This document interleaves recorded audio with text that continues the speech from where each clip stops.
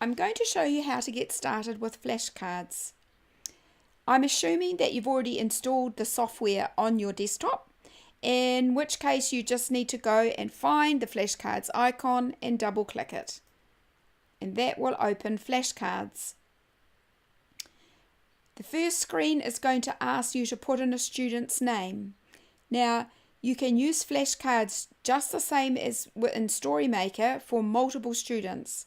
If you've already got names going in StoryMaker because you've been using StoryMaker already, then those names will actually appear in flashcards. You don't need to put them into flashcards, they'll automatically appear there. But I'm going to put in a new student into flashcards, so I type in the name and then you just hit the tick button. It's going to ask if you want a picture attached to that name, and yes, I do. I'm going to take one off the webcam, and here I am.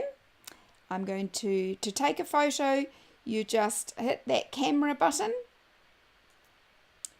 So there's my picture. I'm happy with that. So I'm going to hit the tick button, and then I'm going to crop the picture. Now, when you hit the crop the picture button, this screen comes up and you've got these handles here. You can just crop the picture like this.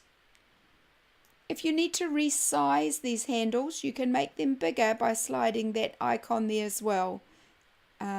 Sometimes on some screens you need to make them a bit bigger in order to make it easy to use.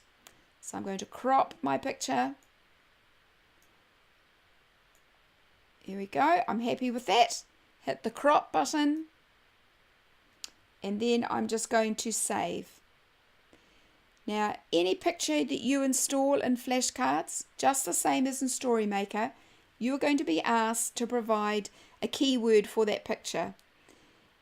And what that enables you to do is to identify and search for pictures you have added before. So I'm going to put in the name, Helen, hit the tick button, and I'll just go back one screen. There we go. And now you can see there is Helen, the student Helen. So that's how you get started.